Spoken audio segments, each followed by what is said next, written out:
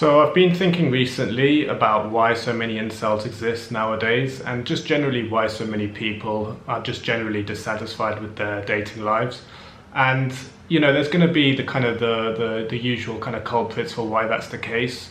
So things like girls receiving so much validation on things like dating apps, on just apps in general, with technology on their phones, etc., etc.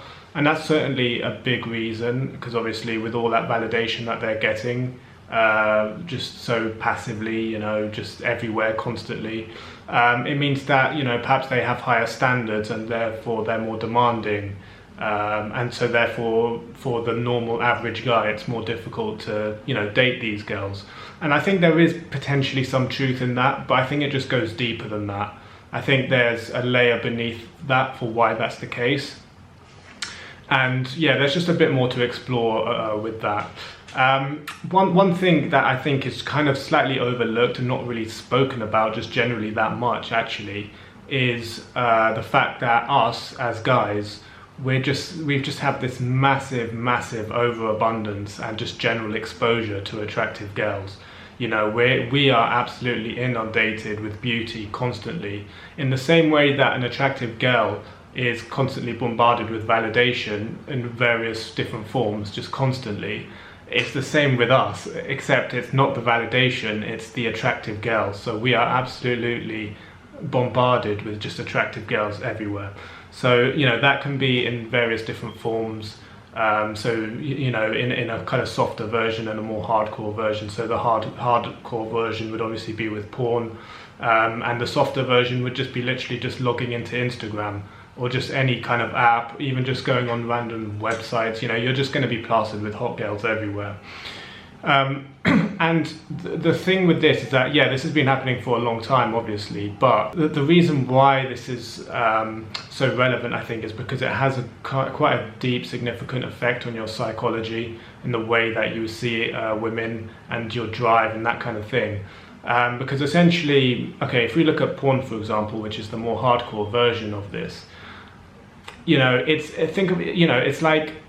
essentially simulating sex on your computer screen or on your phone screen, So you could think to yourself, why do I necessarily need to go out and pursue sex, which is obviously a natural activity, and you could even argue that it's almost like the foundation for why men do anything. Why are they motivated to do anything? It's the pursuit of sex. You could kind of fundamentally boil it down to that. But when you can kind of simulate it so easily, you can literally just go onto a website, don't even necessarily need to pay for it, and it's just so fucking abundant and it's so easy to access, and you're essentially simulating something that is kind of, that was traditionally throughout the whole of human evolution, something quite significant and profound. You can just do it so easily within like less than a minute. It's like, what's the point of even trying to pursue real life sex when you can just simulate it and it's almost as good? Why do I necessarily need to put in all this work and grind and effort to acquire sex when I can just live vicariously through someone else having sex, and I can still jerk off to it and be relatively satisfied? So that's one big reason. And even just generally, when you're logging onto, one of these apps like TikTok, Instagram, social media, whatever, you're plastered with hot girls everywhere, constantly. And so therefore, you're constantly exposed to the stimulus of an attractive woman everywhere, constantly. Whereas if you compare it to, say, like as late as like the 90s, and certainly before that, pre-internet, that just wasn't the case. If you wanted to be exposed to beauty, if you wanted to be exposed to attractive women, you had to really kind of go out there and put in the grind and actually make something happen. Whereas nowadays, it's just so easy. It's too easy, and therefore it has that psychological effect on your brain where it's like you don't necessarily need to put in that much work to acquire it. So I think that's kind of the main reason, and I think it has a profound effect on our psychology, and also potentially, other things like our testosterone levels, our drive, that masculine energy, that deep masculine energy that we have within us. It's just kind of subsided, and it's just not there. So it's just so much easier, just to become so-called incel. and just give up on trying to, develop a real life dating life, and just succumb to the easier option, which is just, watching on the screen essentially. And yeah, I do think it's a bit of an issue, because when you've got so much easy access to this, it really means that, you don't have that drive to actually pursue the real life version of sex, which is just infinitely better and infinitely more satisfying. The easy option is just right in front of you, but that's not necessarily the best option. And it's very, very easy to fall into that trap. Why bother? Why bother going out in real life? Why bother going out, trying to speak to women? Why bother trying to, get a date with an attractive girl when I can just, look at my phone screen and, oh look, there's already an attractive girl there. I can just imagine being with her. I can just fantasize about what that would be like, and it's probably going to be better than the real life thing. Well, actually, no, it's not. The real life version is always going to be a million times better. But I can sort of understand why that might be difficult for someone to believe when they've never had that experience and they can't possibly imagine themselves actually having that experience. So yeah, it's difficult. You basically, you just have to trust in the fact that it is always going to be better when you actually experience it yourself in a long-term sustainable way, where you know that you've actually got that potential to go out there, speak to attractive women, go out on dates with attractive women, etc., rather than just taking the easy option, which is never really going to satisfy you in your real, core essence. And the other thing as well is, things like Instagram, OnlyFans, etc. It kind of raises our expectations unrealistically.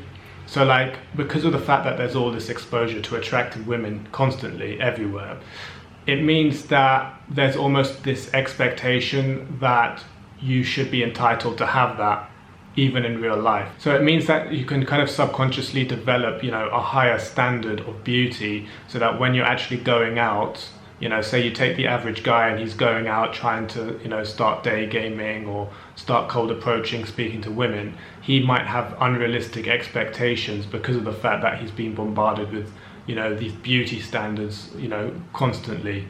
And that can actually be a thing. I mean, even myself, when I think about my kind of life experiences, when I was mostly just day gaming in the UK, I was thinking, this is cool, this is normal, whatever. And then I went abroad. I went to places like Ukraine, where the standards of beauty are absolutely astronomical in comparison to the UK. So then I come back to the UK, and then all of a sudden I'm like, fucking hell, the girls are so ugly here. So it does have this like a cognitive psychological effect on you, when you are exposed to beauty. So yeah, it's definitely a thing. And yeah, that's the thing. Like, if you compare it to like the 90s or before, pre-internet, if the average guy wanted to actually, get with women, he would actually have to go out there in real life and actually pursue that, pursue attractive women. He couldn't just, go online to, jerk off. And even in like the 90s, for example, porn did exist, but it was a lot more difficult to get access to. You'd have to go to, some, the top shelf in the news agents and grab the top shelf magazine, or you'd have to somehow acquire videotapes, that kind of thing. So yeah, it was a lot more difficult to access. It wasn't always so easy. And that was for the best, actually, because it actually meant that when you actually have that experience in real life, it's a lot more special and it's a lot more satisfying, essentially. So yeah, that's essentially it, really. I mean, there's really no comparison to actually having these lived experiences in actual reality. So, the best advice, you've heard it all before, stop watching porn. Don't go through Instagram looking through, just mindlessly scrolling, attractive women, that kind of thing, because it does actually fuck you up psychologically. It does raise this kind of expectation in your mind about, standards of beauty, and just constantly being exposed to that. It's just not really helpful for you. And it will just mean your real life, dating life, not to mention sex life, will be deteriorated to quite a large extent. So yeah, the best thing I can advise, limit yourself to that stuff as much as you can. Thanks for watching. If you want to be able to do what you see me do in these videos, head over to my online course, which covers pretty much everything you need to know about day game to get to a good level and actually implement it in a manageable way. Link is in the description.